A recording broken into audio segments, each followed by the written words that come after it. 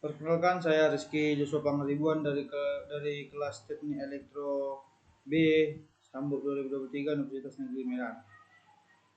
Kali ini kita akan mencoba mengerjakan petunjuk praktikum pengolahan sinyal digital. Kita masuk ke praktikum yang pertama, sinyal diskret dan kontinu, di mana memiliki tujuan memahami sinyal waktu diskret dan kontinu, memahami operasi-operasi pada sinyal, memahami sistem waktu diskret. Oke, kita langsung masuk saja ke kegiatan praktikum. Kegiatan praktikum yang nomor 1 ini kita disuruh menjalankan 2 program di bawah ini. Kemudian kita disuruh mengamati hasilnya dan buat pembahasan pengertian sinyal kontinu dan sinyal diskret serta jelaskan perbedaannya. Langsung saja kita masuk ke MATLAB. Di sini kita sudah punya program yang pertama dan program yang kedua. Oke, kita coba untuk merankannya. Nah, di program yang pertama, dia menghasilkan grafik berbentuk gelombang sinusoidal yang dapat kita lihat pada gambar ini. Oke.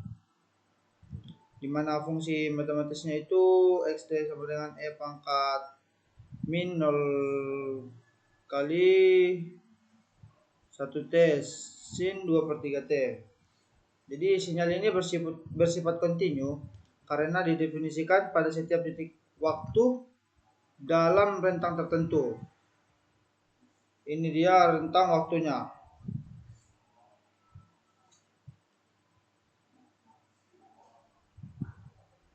Lalu kita masuk ke program yang kedua. Kita coba merankannya. Nah, pada program ini dia menghasilkan grafik berbentuk deretan titik yang direpresentasikan dengan fungsi stem. Ini dia. Seperti yang kita lihat tadi kan di awal, sinyal kontinu dan sinyal diskret. Jadi inilah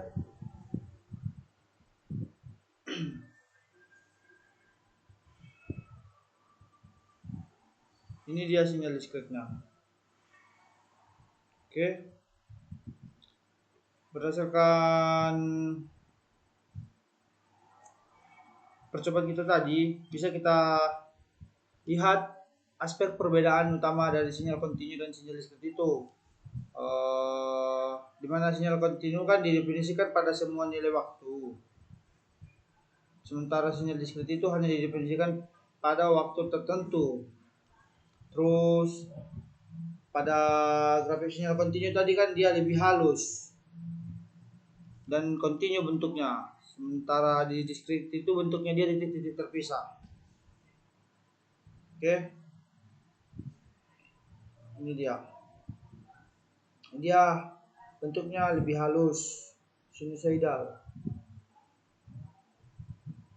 Oke, sementara tadi di sini dia itu bentuknya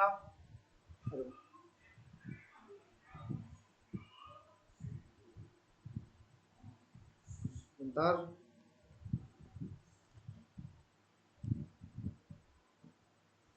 Oke, sementara tadi pada program kesini dia kan bentuknya titik-titik terpisah dia. Terus contoh penggunaan si sinyal kontinu itu misalnya suara manusia atau suhu ruangan, sementara si diskret itu data digital hasil sampling suara. Jadi kesimpulannya itu, dari hasil simulasi tadi kita dapat menyimpulkan bahwa sinyal kontinu digunakan dalam sistem analog yang berubah secara kontinu terhadap waktu, sedangkan sinyal diskret digunakan dalam sistem digital yang bekerja dengan data pada titik tertentu saja. Pemahaman perbedaan ini sangat penting dalam pengolahan sinyal, telekomunikasi, dan teknologi digital.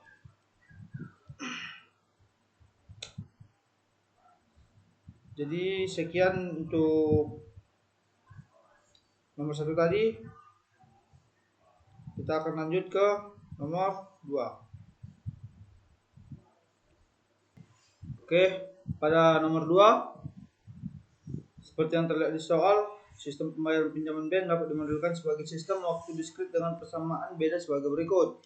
YN dikurang 1 ditambah A12 YN dikurang 1. sama dengan min XN, di mana A sama dengan bunga per tahun, XN jumlah angsuran per bulan, YN sisa pinjaman setelah bulan ke-an. Terus dia untuk menentukan keluaran YN dapat dilakukan dengan perhitungan secara rekursif sebagai berikut. YN sama dengan 1 ditambah A 12 Y dikali N dikurang 1 dikurang XN. Lalu ada program yang kita disuruh untuk menjalankannya, kemudian kita disuruh untuk catat hasil dan buatlah pembahasan.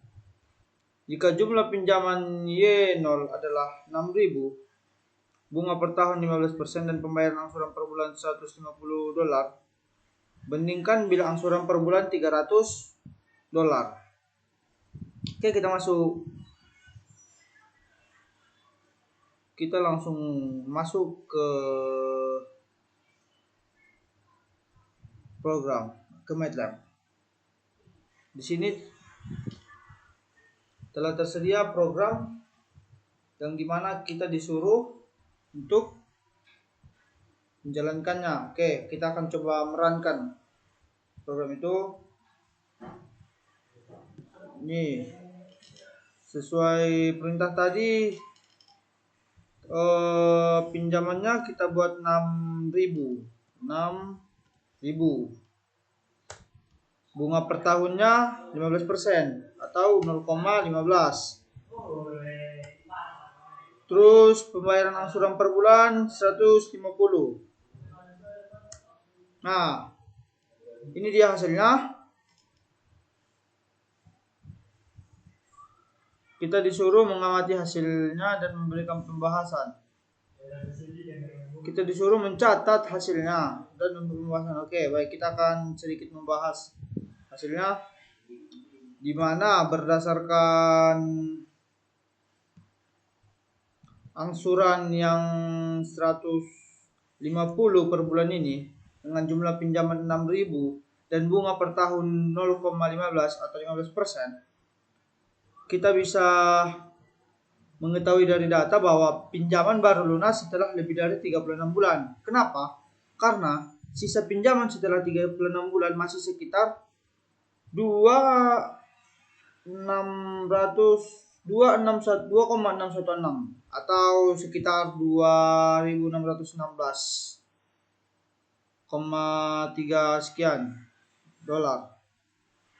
Jadi ini menunjukkan bahwa pembayaran $150 per bulan itu tidak cukup untuk melunasi pinjaman dalam waktu 3 tahun. Oke.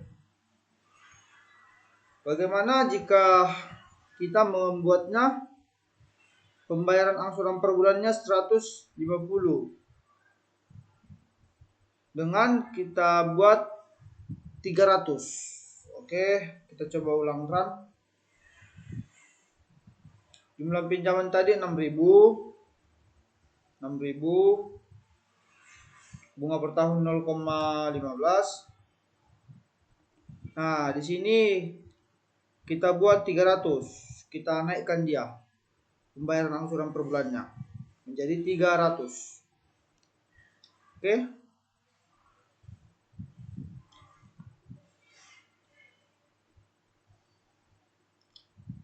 Jadi berdasarkan data yang kita dapat ini, pinjaman lunas dalam 24 bulan, 2 tahun. Dalam 2 tahun pinjaman telah lunas. Oke. Dalam 2 tahun pinjaman telah lunas. Sisa pinjaman menjadi 0 lebih cepat dibandingkan skenario yang si $150 tadi. Ini berarti membayar lebih besar per bulan dapat mengurangi total waktu pelunasan secara signifikan.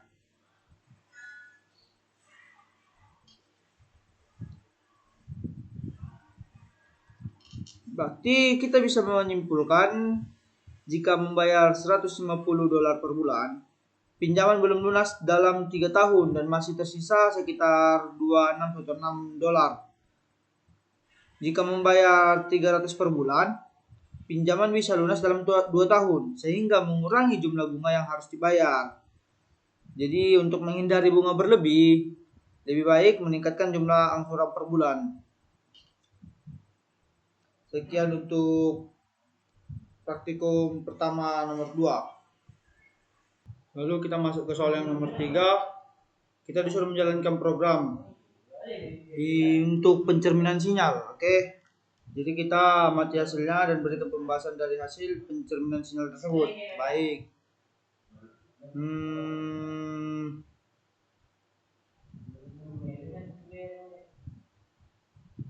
Oke, baik, kita akan coba melakukan pencerminan sinyal.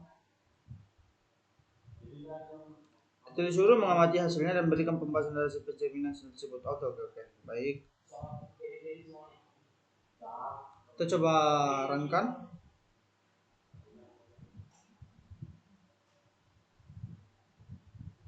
Dimana di sini mempraktikkan pencerminan sinyal.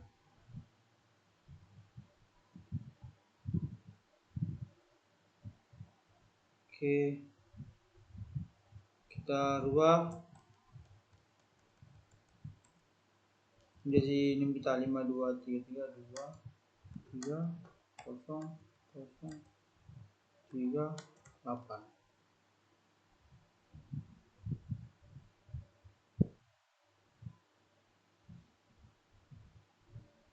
Oke, kita akan coba run.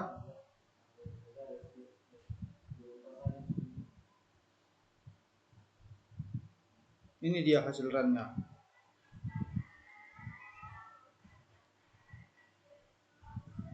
Bisa kita lihat pada sinyal asli, sinyal X didefinisikan sebagai array ya, dengan nilai NIM tadi yaitu 2300 5230038 5230038.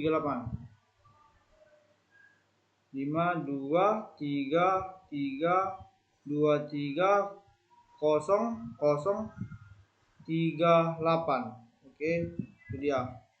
Ini 8-nya.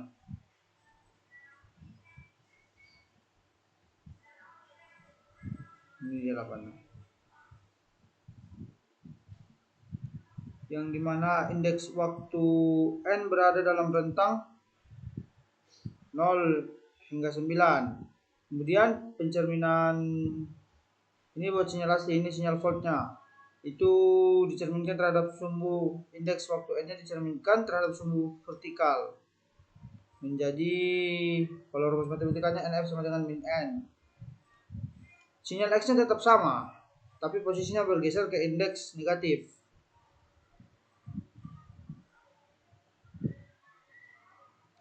Dia kalau dari sini kan dari menuju ke positif, di sini dia menuju ke negatif.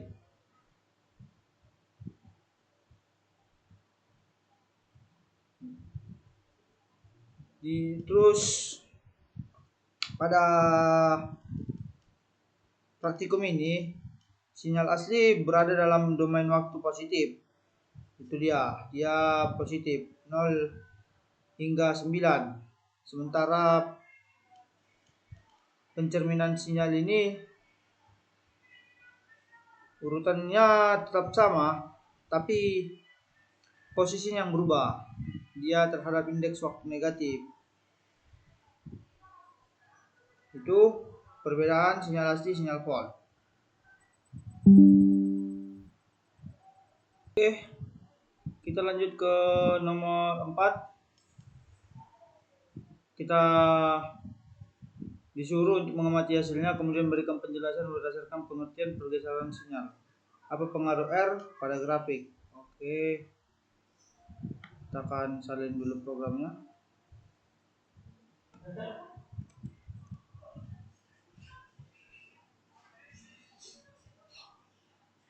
Programnya sudah ada di sini.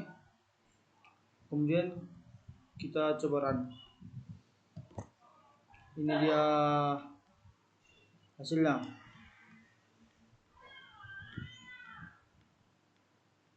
Dari run yang tadi. Oke. Dimana seperti pada grafik, sinyal aslinya sinyal asli ditampilkan dalam warna biru. Ini ya sinyal asli.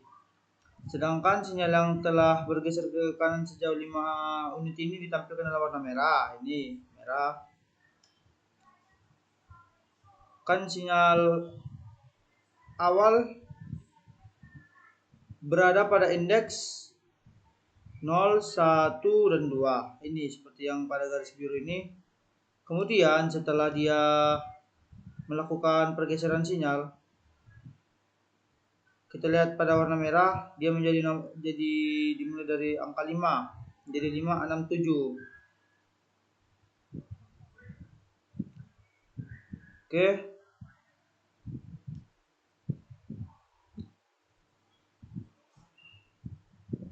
Jadi biru ini sinyal sebelum mengalami pergeseran, dan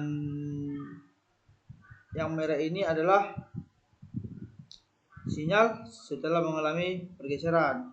Lalu apa pengaruh R pada grafik? Kan dalam perintah tadi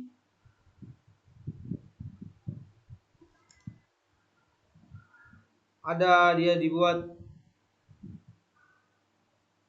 stem N2X2R. Nah, karakter R itu merepresentasikan warna merah pada grafik batang. Jadi dia ketika diplot itu menjadi warna merah. Jadi dengan demikian sinyal hasil pergeseran akan ditampilkan dalam warna merah untuk membedakannya dari sinyal asli. Si R inilah yang membedakan warna asli yang biru tadi menjadi warna merah.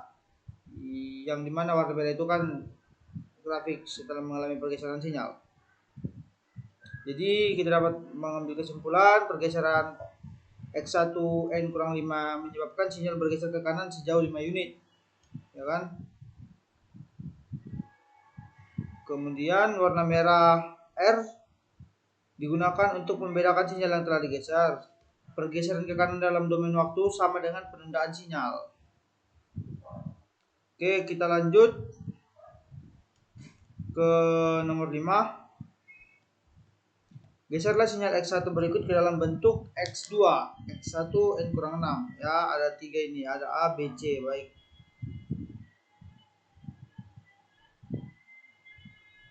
Kita akan coba mengerjakannya. Oke, pada soal nomor 5 seperti halnya di nomor 4, cuma bedanya kita disuruh menggeser sinyal X1 berikut ke dalam bentuk X2 sama dengan X1 N-6. Ada 3 dia, yang A X1 102, B X1 311, C X1 231. Oke, baik, kita akan coba mengerjakannya. Di sini kita sudah mencantumkan pergeseran sinyal X1 N-6 untuk 3 kasus. Yang pertama X1 102, ini 311, X13 231. Oke. Di sini dia diproses pergeseran ke kanan sejauh 6 unit. Lalu kemudian pada si figur dia akan membuka jendela, di mana di sini proses untuk membuat plot sinyal pertama. Di sini proses membuat plot sinyal kedua, di sini proses memberikan judul. Oke, kita langsung, tidak usah berlama-lama.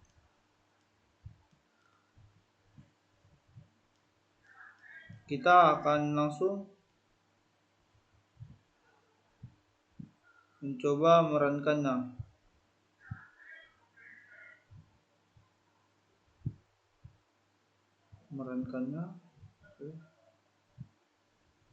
Ini seperti yang kita lihat,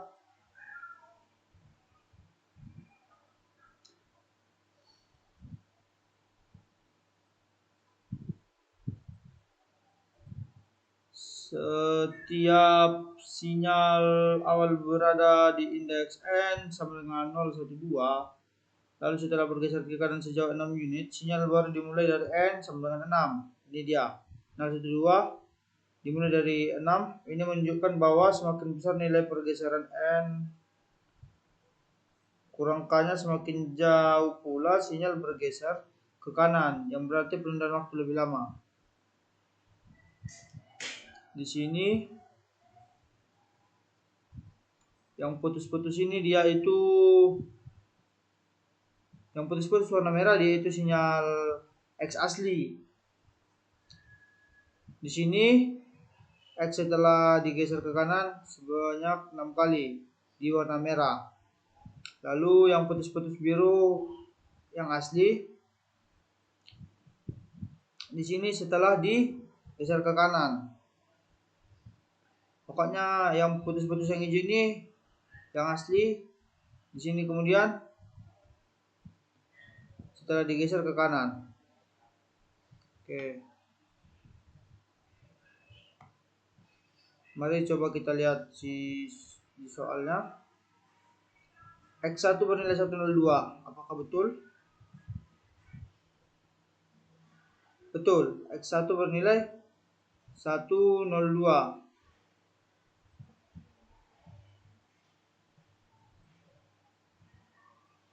Begitu juga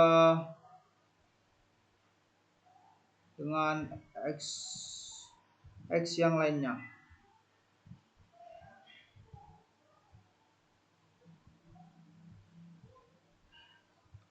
Demikian untuk praktikum pertama. Oke, kita masuk ke praktikum yang kedua, pemrosesan sinyal suara. Kita masuk ke kegiatan praktikum. Di nomor 1 kita disuruh menjalankan program berikut untuk proses merekam dan menyimpan suara dengan mengucapkan kata satu sebanyak 1 kali ucapan. Di sini tertera programnya.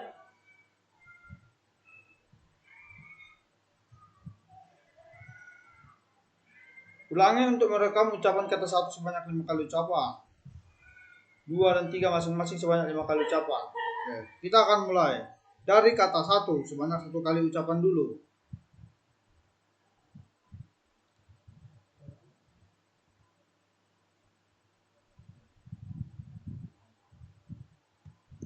Satu.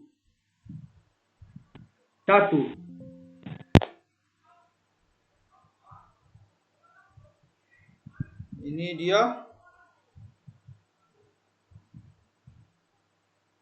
Baik, kita akan mencoba satunya sebanyak 5 kali. Baik, mari kita perhatikan di command window-nya. Setelah kita tadi mencoba, di sini kita akan memperlihatkan command window-nya dulu.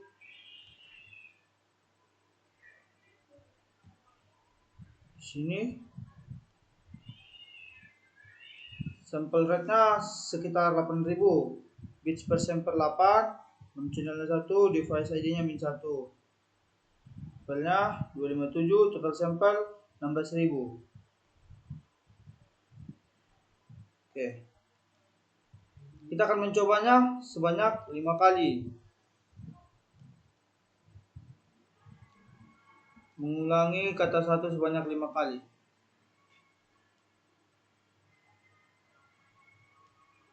Satu.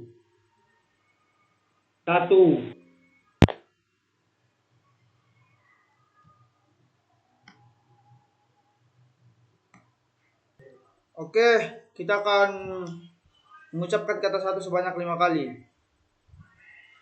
Satu. Baik. Kita akan ulangi lagi. Satu.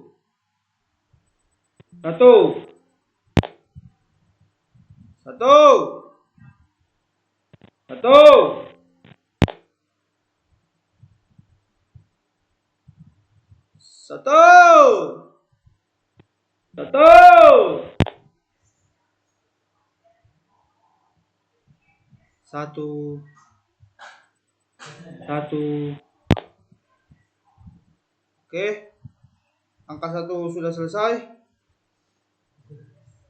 Kemudian kita disuruh mengulangi dengan ucapan kata 2 sebanyak 5 kali. Selanjutnya kata 3 sebanyak 5 kali. Baik, kita akan mulai dengan kata 2.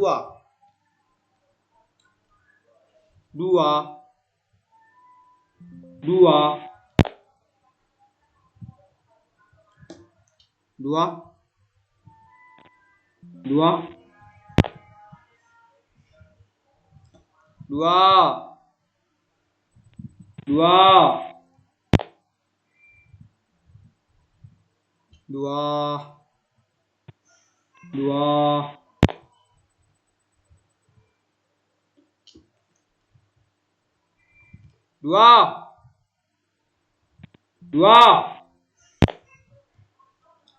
Oke, selanjutnya dengan kata 3 sebanyak 5 kali. 3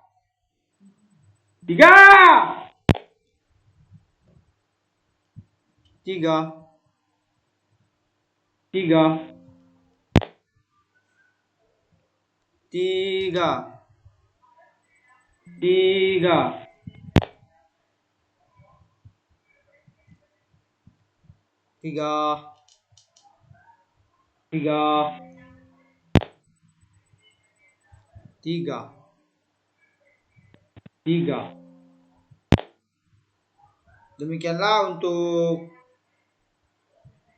kegiatan praktikum 2 di nomor 1. Kemudian kita pada nomor 2 disuruh menjalankan program untuk membunyikan file WAV. Baik, kita salin dulu programnya untuk kemudian kita masukkan ke MATLAB. Oke, kita akan menyalinnya. Baik, kita salin terlebih dahulu.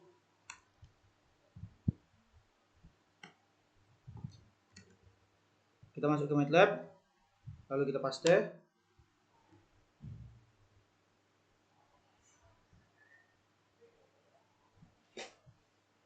Kita simpan PSD bab 2 1.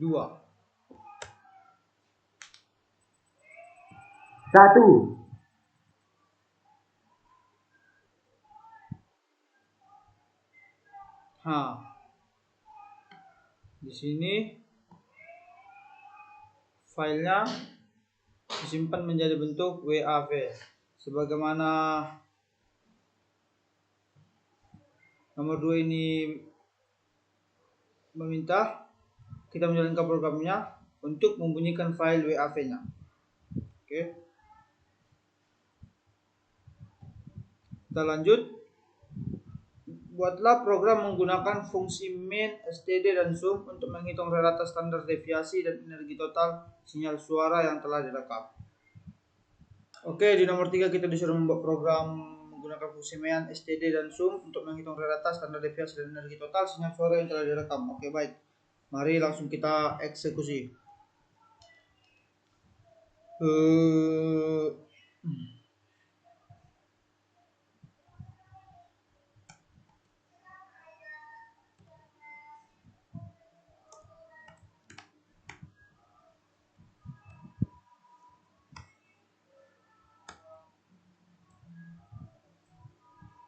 Sini dia persen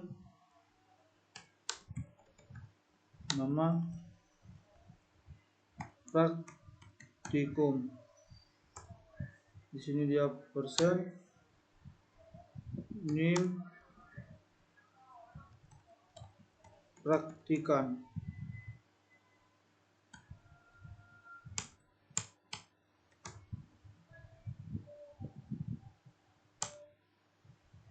Nama praktikan, nim praktikan, persen membaca,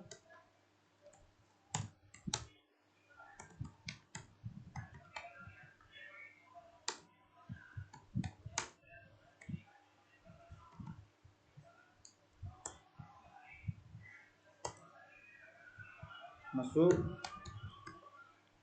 clear,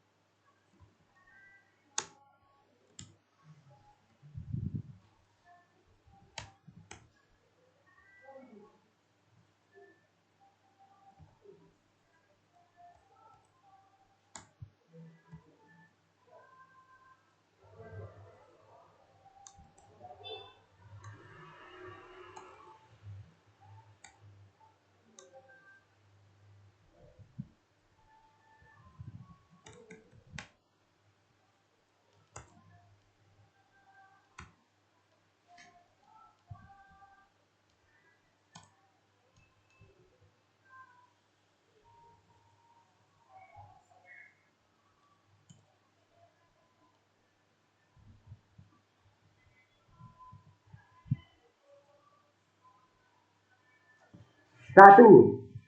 Oke. Inilah hasil program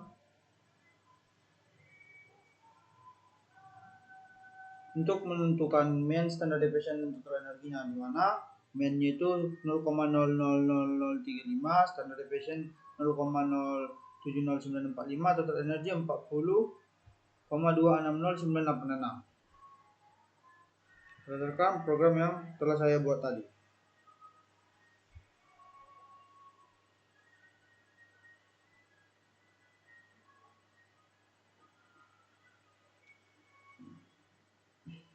Sekian untuk praktikum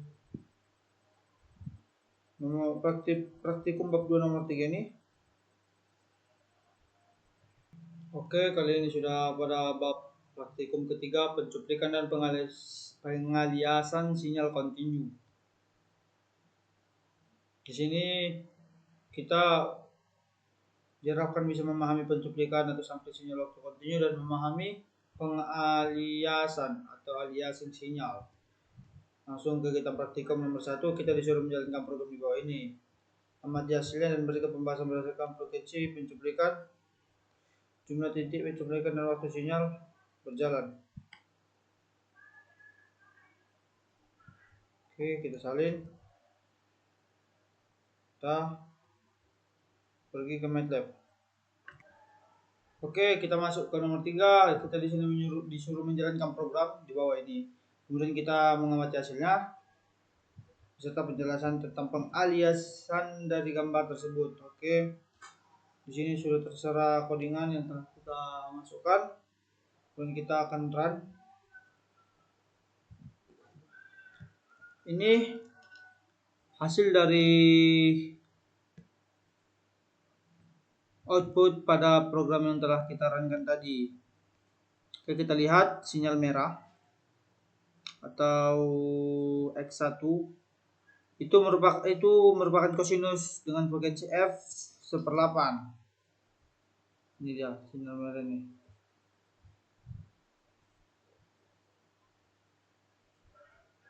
Ini dia yang merupakan frekuensi asli dalam domain waktu. Ini merupakan frekuensi asli dalam domain waktunya. Oke. Sinyal hijau itu atau X2 merupakan kosinus dengan frekuensi negatif F min 7/8. Kita lihat programnya tadi kan X1 1/8. Di sini min 7/8. Oke, mari kita lihat lagi gambarnya.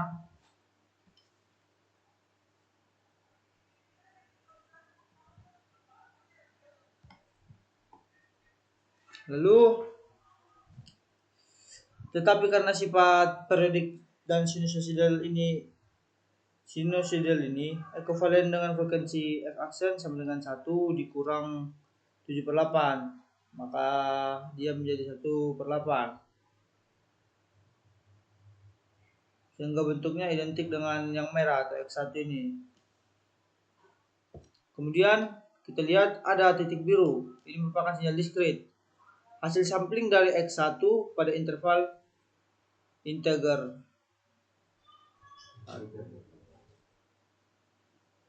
Mari kita lihat, ini N-nya itu 0 sampai dengan 8. Jadi karena sinyal memiliki frekuensi rendah atau nilainya tadi 1/8 itu, hasil sampelnya masih representatif dan tidak terjadi distorsi aliasing.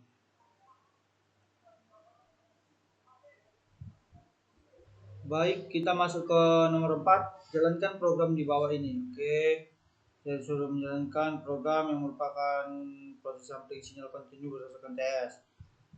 Seperti biasa kita disuruh mengamati. Kita langsung masuk saja ke MATLAB. Di sini programnya telah saya masukkan. Kemudian kita run untuk mengetahui outputnya. Ini dia gambarnya.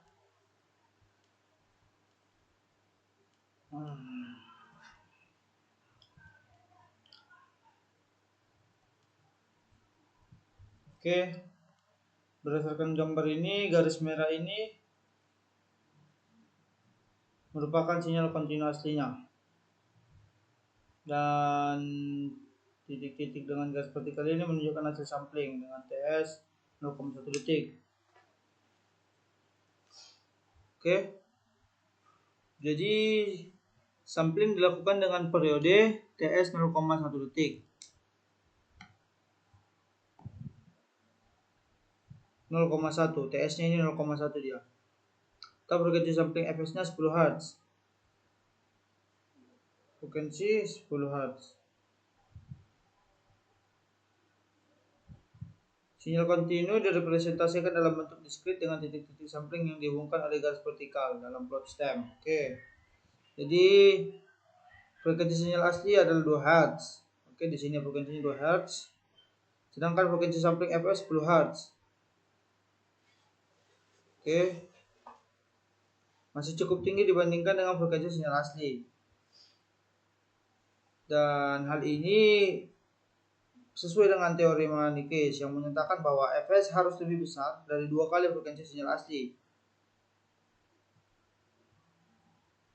agar tidak terjadi aliasing. Karena f-nya itu 10 Hz dan 2f sama dengan 4 Hz, maka kondisi Nikes-nya terpenuhi sehingga sinyal asli sampling masih merepresentasikan bentuk asli sinyal kontinu dengan baik. Mari kita ulang.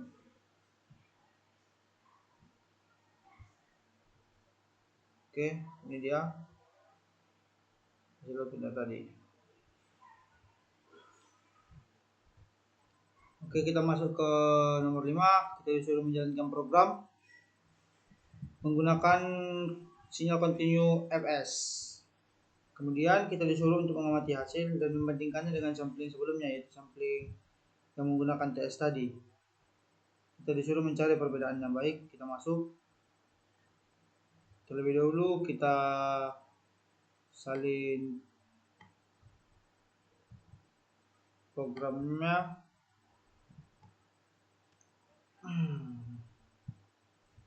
MATLAB. Lalu kita akan run untuk mengetahui outputnya. Lalu kita buat judulnya BSD bab 3 5. Ini dia hasilnya. Hasil dari program yang telah kita inputkan tadi. Oke. Di sini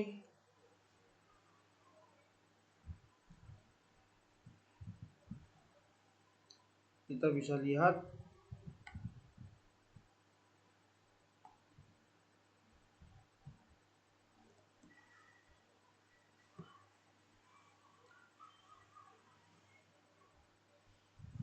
garis yang membentuk sinusoidal ini merupakan sinyal kontinu aslinya. Sementara titik-titik ini menunjukkan hasil sampling. Kan pada percobaan sebelumnya frekuensi samplingnya 10 Hz. Sedangkan percobaan ini frekuensi samplingnya 30 Hz. Jadi dengan frekuensi sampling yang lebih tinggi, titik-titik sampling lebih rapat sehingga sinyal tersampling lebih mirip dengan sinyal asli. Ini dia lebih rapat ya titik-titiknya. Jika tadi agak berjarak dia. Terus sampling dengan fs 30 Hz ini menghasilkan lebih banyak titik sehingga lebih mudah untuk merekonstruksi sinyal asli tanpa kehilangan informasi. Atau jika fs terlalu rendah, bentuk sinyal bisa berubah atau yang dinamakan dengan aliasing. Terus dengan sampling sebesar 30 Hz ini menghasilkan lebih banyak titik. Dengan demikian, semakin besar frekuensi sampling atau fs, semakin akurat sinyal hasil sampling dalam merepresentasikan sinyal asli. Oleh karena itu, memilih fs yang sesuai sangat penting agar informasi tidak hilang. Sekian untuk praktikum ketiga, dan mungkin saya akan lanjutnya ke praktikum bab 4. Ya, pada kali ini saya akan membahas praktikum 4 DFT dan FFT. Dimana di sini dia memiliki kegiatan praktikum. Pertama, kita disuruh menuliskan fungsi GFST ini pada MATLAB. Oke, langsung saja kita pergi ke MATLAB. Di sini fungsinya sudah saya salin. Lalu kita akan melihat hasilnya.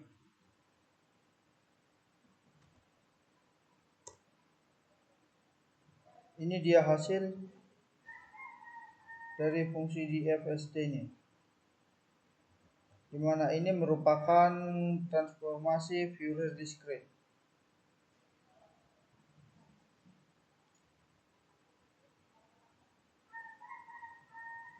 Oke. Sini ada XK-nya 610 min 1. Di mana X0 itu 6, X1 itu min 1, X2 itu 0, X3 itu min 1. Oke, kita lanjut.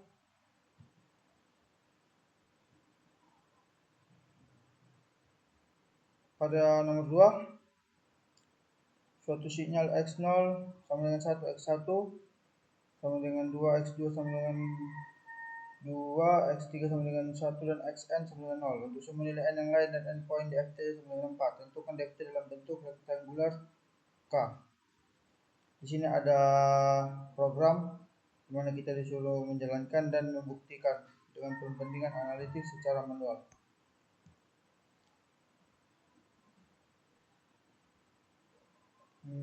Langsung saja kita buka MATLAB. Di sini saya sudah menyimpannya. Oke, di sini kita clear dulu. Kita CLC. Di sini ada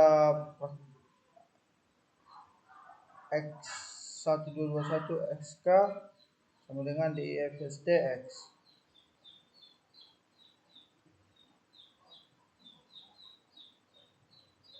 Ini dia hasilnya terlihat pada command window, di mana XK sama dengan 6 min 1 0 min 1, yang dimana perhitungan analitiknya akan saya cantumkan pada laporan pengerjaan saya.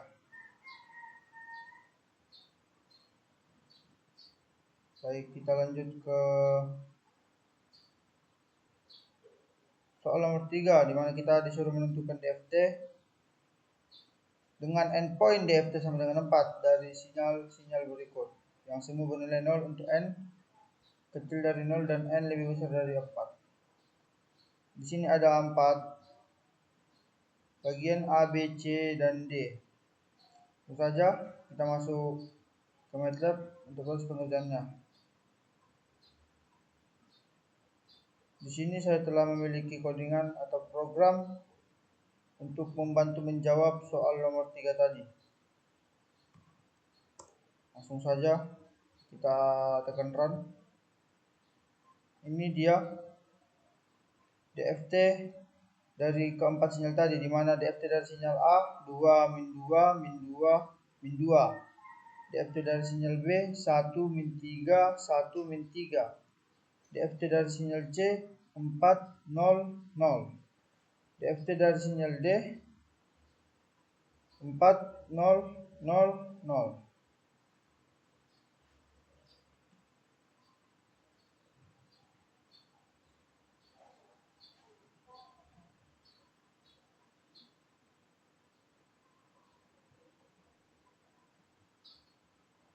Jadi kita masuk ke soal nomor 4.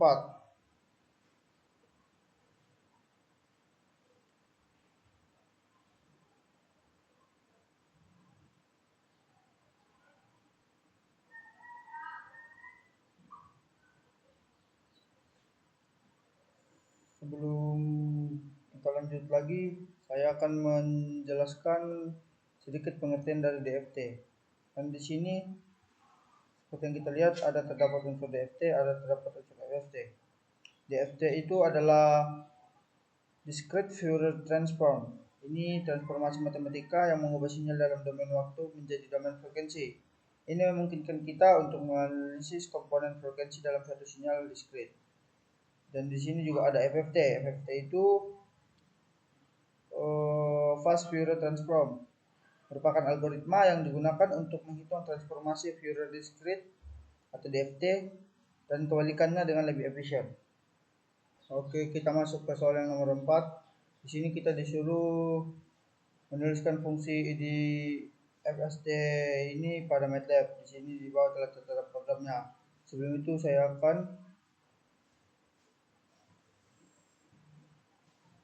menyalinnya. Mari kita buka MATLAB. Ini telah saya salin, di mana dia terdapat unsur transformasi balik Fourier discrete di DFT. Dan saya menyimpan file dengan nama IDS.tm.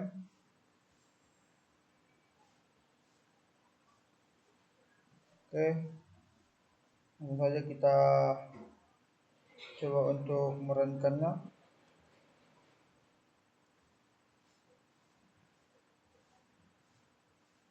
Baik, kita ulangi dulu agar lebih kelihatan jelas. Pada command window, kita telah mengetahui sinyal dalam domain waktunya, yaitu 1111.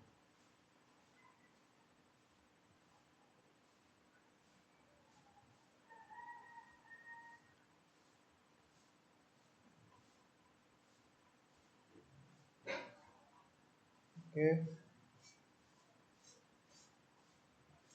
itulah hasil dari fungsi IDSFT yang telah kita masukkan ke MATLAB. Kemudian kita masuk ke soal nomor 5. Tentukan inverse DFT.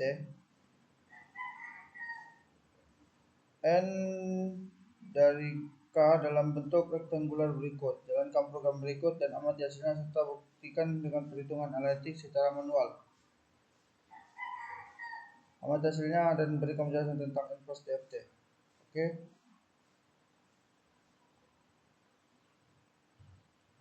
Ini dia. Kita telah menyalinnya. Dulu kita clear dulu, CLC dulu. XK yang diketahui itu 6, 6 min 1 min 1J 0. Min 1 tambah 1J. Kita coba melanjutkan untuk mengetahui outputnya. Ini output yang tertera pada command window. Ada 1122.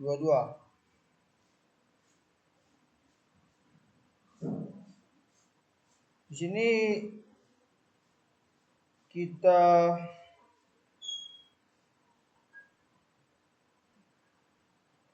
disuruh membuktikan perhitungan analitik secara manual, di mana hasil analitik secara manual saya akan lampirkan di laporan. Nah, untuk mungkin sedikit menambahi, saya akan menambahi tentang inverse DFT. Apa itu IDFT? Inverse DFT adalah operasi kebalikan dari DFT yang mengubah sinyal dari domain frekuensi kembali ke domain waktu. Lalu apa yang kita amati itu tentang yang pertama, setelah menghitung IDFT dari hasil DFT, kita melihat bahwa hasilnya identik dengan sinyal asli. Jika ada bagian imaginary kecil misalnya seperti yang tertera di MATLAB ini, ada 0,0000 i, itu hanya kesalahan numerik akibat floating point calculation. Jadi kesimpulannya DFT mengubah sinyal dari domain waktu ke domain frekuensi, DFT mengembalikannya ke domain waktu dengan hasil yang sama.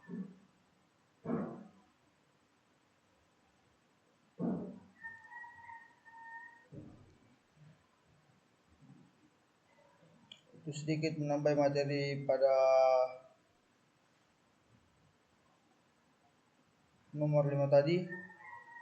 Lalu kita masuk ke nomor 6. Dari soal-soal pada nomor 3, ya kita buka dulu soal nomor 3. Ini dia. Tentukan ini tentang menentukan DFT tadi. Tentukan inverse DFT-nya. Ya, kita disuruh menentukan inverse dari DFT-nya dan amati hasilnya serta berikan penjelasannya. Mari kita masuk ke dalam MATLAB. Di sini saya telah memiliki codingan mengenai inverse DFT dari soal nomor 3 tadi.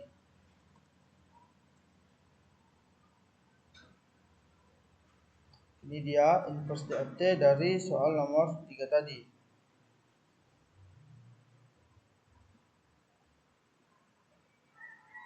Jika tadi DFT dari sinyal A2 min 2 min 2 2, maka IDFT-nya itu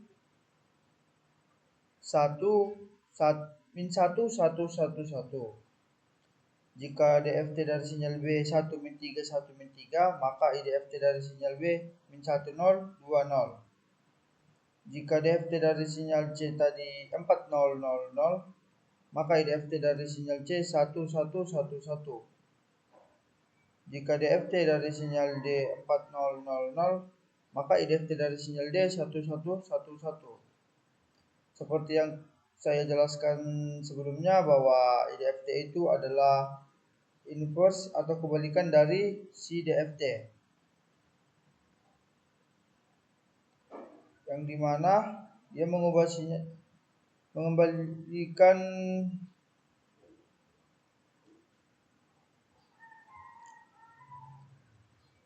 yang dimana dia mengubah sinyal dari domain frekuensi kembali ke domain waktu.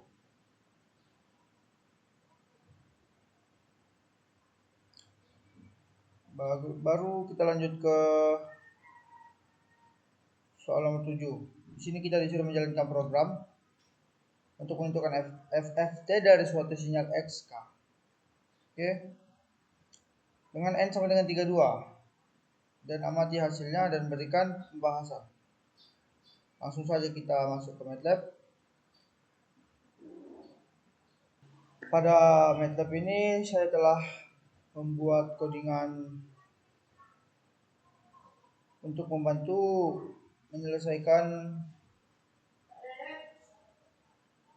soal nomor 7 tadi. Oke. Di sini kita akan mencoba merancangnya. Di sini ada terdapat figur 1, figur 2, berarti akan ada 2 jendela yang menampilkan hasil. Nah, seperti yang kita lihat tadi, ini ada figur 1 dan figur 2, di mana pada plot magnitudo figur 1 ini memiliki karakteristik bentuk spektrumnya menyerupai low pass filter karena sinyal eksponensial teredam, memiliki energi yang lebih terkonsentrasi di frekuensi rendah. Oke.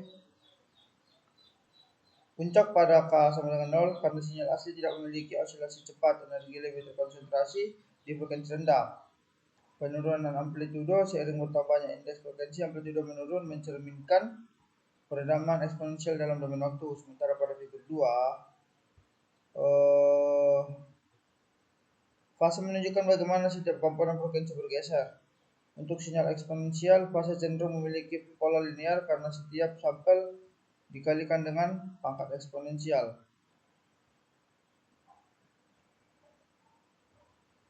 Seperti yang sudah ada di gambar tadi.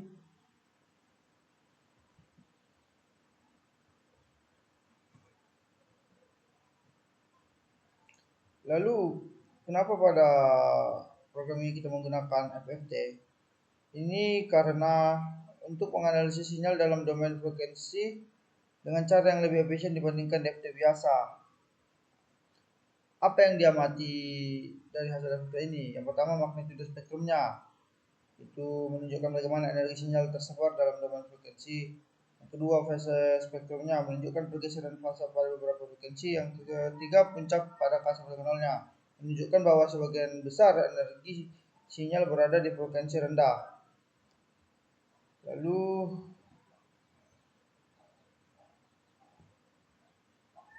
di sini FFT berguna dalam analisis sinyal, khususnya untuk memahami distribusi energi dan karakteristik fasa dalam domain frekuensi.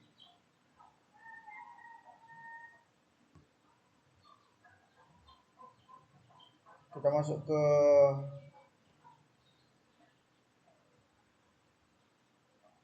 soal nomor 8. Untuk menentukan inverse FFT dapat digunakan fungsi IFFT. Inverse FFT. Tambahkan program berikut pada Oke, kita disuruh melalui programnya menjadi perangkat 4cm. Amati bentuk sinyalnya dan berikan pembahasan tentang inverse FFT. Oke, baik.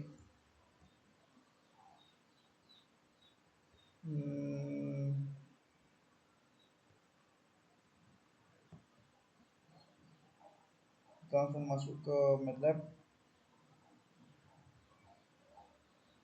Langsung saja kita buka filenya. Di sini cuma terdapat 3 baris. Yang pertama figur 3, ini sama dengan IFFT. Di sini fungsi inverse-nya. Di sini ada stem. Oke. Ada IFFTH. Ini untuk mengembalikan sinyal dari domain frekuensi ke domain waktu. Jika FFT sebelumnya benar, hasil FFT seharusnya sama dengan sinyal asli. Oke. Lalu ada stem K-in. Ini membuat plot batang atau discrete dari hasil FFT itu. Jadi ketika FFT sudah ditentukan, sudah didapat, maka sistem ini berfungsi untuk membuat plot batang atau plot discrete. Ini agar kita bisa melihat bagaimana sinyal direkonstruksi kembali dari domain frekuensi. Oke, langsung saja kita coba merankan. Nah, di sini kita bisa melihat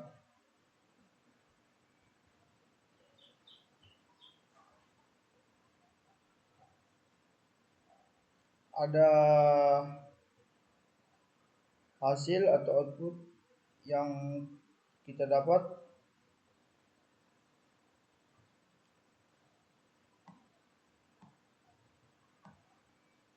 Dan pada command window juga memiliki hasil. Oke, dapat kita ketahui pada figur 3 grafiknya mengalami penurunan secara eksponensial. Ini merupakan grafik dari FFT itu, inverse FFT-nya. Yang dimana sistem tadi kan dia membuat plot batang atau plot discrete. Ini lah mungkin contohnya.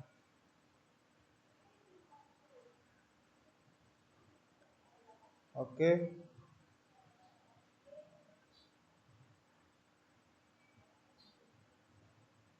Mungkin sekian untuk penjelasan kegiatan praktikum ini. Kegiatan praktikum bab 4. Kegiatan praktikum 4. Jika memiliki kesalahan saya mohon maaf. Kali ini saya akan membahas praktikum kelima tentang tapis analog dan digital. Langsung masuk ke kegiatan praktikum yang pertama. Di sini ada beberapa contoh untuk pentapis analog dengan bentuk fungsi alias sebagai berikut. Dia ada 3, yang A H1S sama dengan 0,5279 per S2 ditambah 1,0275S ditambah 0,5279. Yang B ada H2S sama dengan S kuadrat per S2 ditambah 0,1117S ditambah 0,0062. Yang C H3S sama dengan 1,05S per S2 ditambah 1,05S ditambah 0,447. Di sini kita disuruh untuk menuliskan program dan menentukan jenis pentapis, yaitu LPF atau low pass filter, HPF atau high pass filter, atau dia BPF atau band pass filter. Oke. Baru baik kita akan masuk ke MATLAB. Di sini saya sudah menyalin copy program itu, dan kita akan coba lihat hasilnya.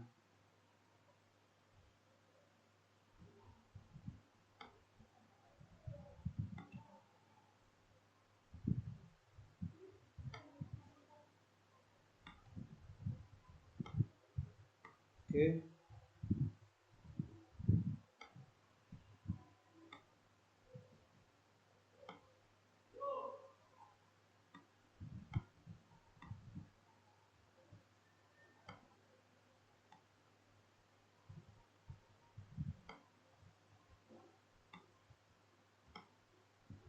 Kita akan urutkan dia biar nih.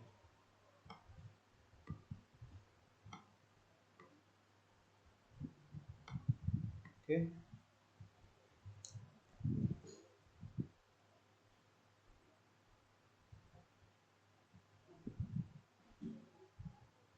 Di sini kita bisa melihat grafiknya, yang satu, yang A, B, dan C.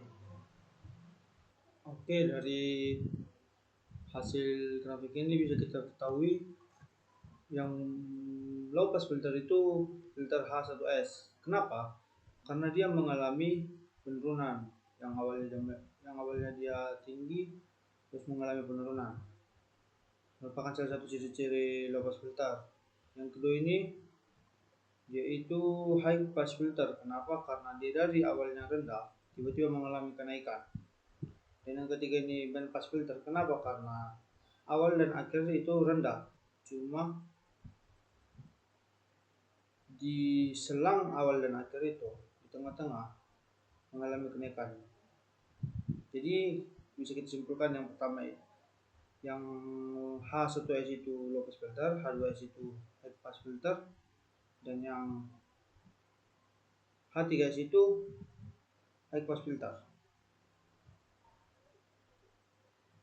Baiklah, kita lanjut ke soal nomor 2.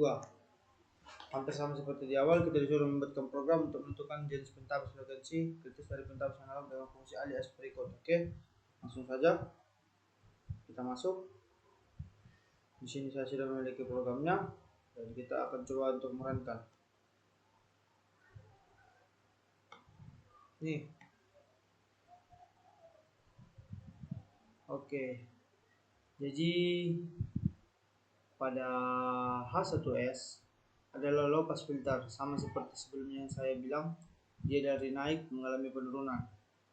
H2S itu high pass filter, dimana dia dari awalnya rendah tiba-tiba mengalami kenaikan, dan H3S itu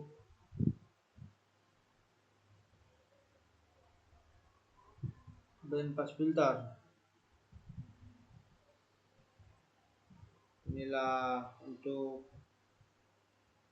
soal nomor 2, praktikum kelima. Oke, kita selanjut ke soal nomor 3. Beberapa contoh untuk pentabas digital dengan bentuk fungsi alias Hertz sebagai berikut.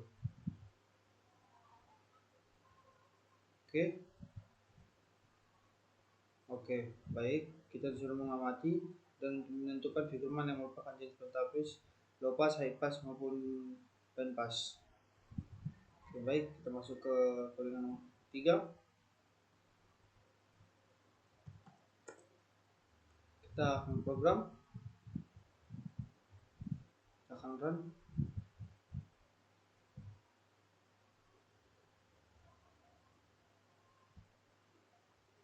Nah, ini dia.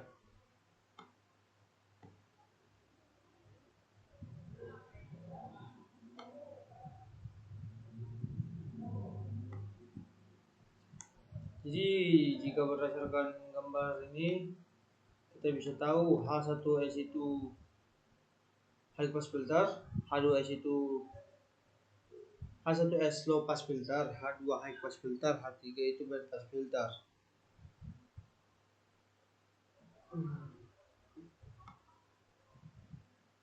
Oke, kita lanjut ke soal nomor 4.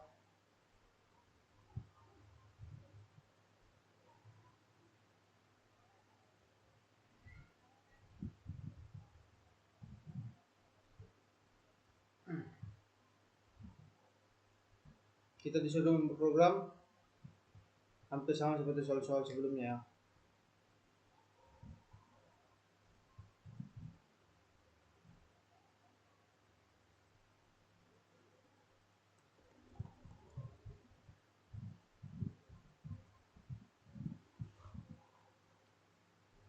Ini dia.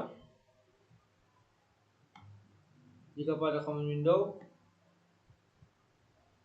H1S itu low pass filter yang biru, H2S itu band stop filter ini, yang H3 itu other ini ya. Yang biru, yang merah dan yang hijau ya.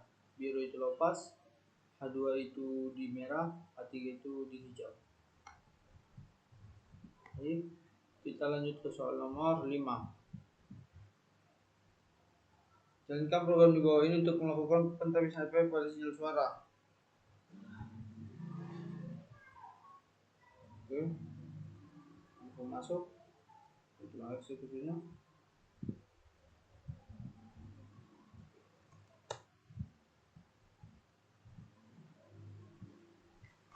Di sini kita lihat ada 4 yang diberikan ketika kita merenkannya. Yang di sini sinyal suara rekaman ini merupakan grafik gelombang suara asli dalam domain waktu. Ini adalah sinyal suara asli sebelum dilakukan pemrosesan. Oke. Bentuknya merupakan variasi amplitudo terhadap waktu. Amplitudo terhadap waktu. Oke. Lanjut kita masuk ke spektrum FFT, frekuensi sinyal asli. Di sini merupakan plot magnitudo spektrum dari hasil FFT atau fast Fourier transformnya. Grafik ini seperti yang kita lihat menunjukkan distribusi frekuensi dalam sinyal suara. Sinyal suara manusia biasanya memiliki energi yang lebih tinggi, frekuensi rendah hingga menengah, di bawah 3000 Hz. Jadi di sini memiliki puncak pada frekuensi tertentu yang menunjukkan komponen utama dari sinyal suara. Dan FFT mengubah sinyal dari domain waktu ke domain frekuensi ya.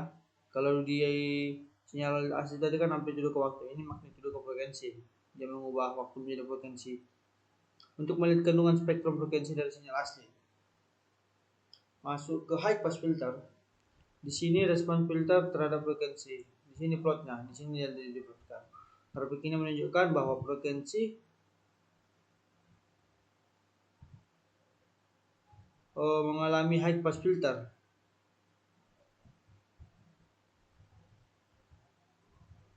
Ini berarti sinyal yang memiliki frekuensi rendah akan direduksi.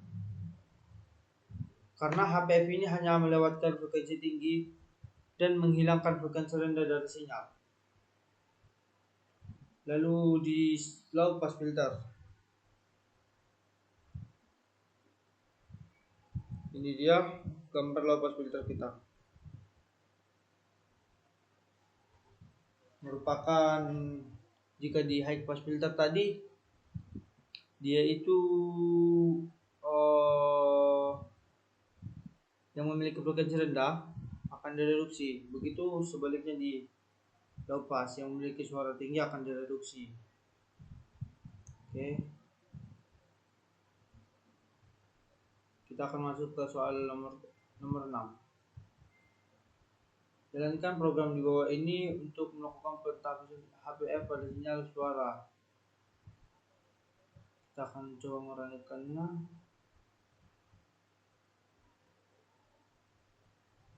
Oke, kita coba merankan. Ini dia. Memiliki sinyal suara rekaman, itu sinyal suara rekaman ini suara asli ya kan. Suara asli grafik gelombang suara dalam domain waktu. Ini adalah sinyal suara asli sebelum melakukan perprosesan. Ya, bentuknya itu variasi amplitude terhadap waktu. Merepresentasikan bagaimana suara direkam dalam bentuk gelombang. Kemudian dia masuk ke hasil FFT sinyal. Di sini ada spektrum frekuensi sinyal aslinya, di mana terdapat plot magnitudo spektrum dari hasil FFT fast Fourier transformnya. Jadi grafik ini menunjukkan distribusi frekuensi dalam sinyal suara. Jadi sinyal suara manusia bisa memiliki energi yang lebih tinggi di frekuensi rendah hingga menengah di bawah 3000 Hz. Jadi ada puncak pada frekuensi tertentu yang menunjukkan komponen utama di sinyal suara. Jadi kesimpulannya itu yang bisa kita ambil, FFT mengubah sinyal dari domain waktu ke domain frekuensi untuk melihat kandungan spektrum frekuensi dari sinyal asli.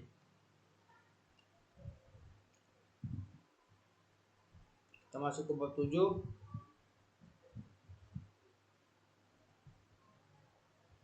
Jalankan program di bawah ini untuk melakukan pentahbisan BPF pada sinyal suara.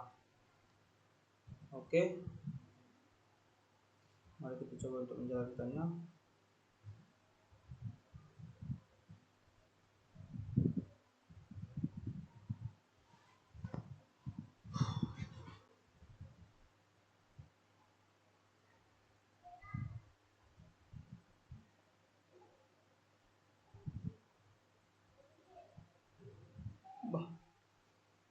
Sepertinya agak lama. Kita bersabar.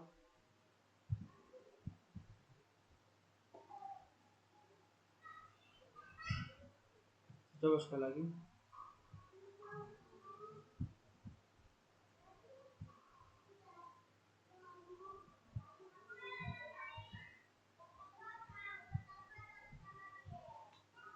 Nah, ini dia. Ada sinyal suara rekaman hasil AFT, sinyal hasil filter, bandpass filter. Di sini sinyal aslinya sebelum diproses, di sini diproses dengan AFT sinyal. Oke, ini untuk hasil pada soal nomor 7. Di sini terdapat sinyal suara rekaman suara asli yang belum diproses tahap berikutnya ditutup terhadap waktu. Ini hasil AFT sinyalnya setelah mengalami proses FFT. Dia ditutup terhadap frekuensi, mana dia bisa merubah waktunya terhadap frekuensi. Di sini sinyal hasil filter. Di sini sinyal hasil filter. Ini sinyal yang setelah diterapkan high pass filter HPF. Sinyal ini adalah sinyal hasil dari IFFT, inverter fast Fourier transform, setelah HPF diteruskan. Oke, frekuensi rendah yang sebelumnya ada dalam sinyal suara telah berkurang atau bahkan hilang. Sinyal suara sekarang lebih dominan mengandung frekuensi tinggi seperti bunyi desis atau suara yang lebih tajam. Jika sinyal ini diputar, suara asli mungkin terdengar lebih tipis atau seperti suara desis karena sebagian besar frekuensi vokal rendah telah dibuang. Di sini bandpass filternya. Oke, baik, kita masuk ke nomor 8. Carilah LPF, HPF, dan BPF pada sinyal suara yang telah direkam untuk kata 2 dan 3. Kita masuk ke MATLAB. Di sini telah tertera codingan dan kita tinggal run aja. Kita pilih file ini, kita klik, lalu kita klik lagi. Nah, di sini telah tersedia low pass filter 3, high pass filter 3, dan band pass filter 3. Itu juga dengan 2. Di sini tertera low pass filter 2, high pass filter 2, dan band pass filter 2.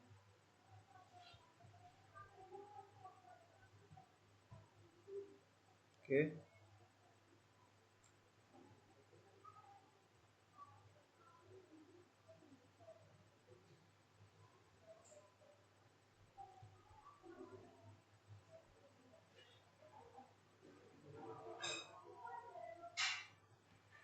Oke, demikianlah persentase untuk modul PSD dari praktikum 1 sampai praktikum 5. Sekian dan terima kasih.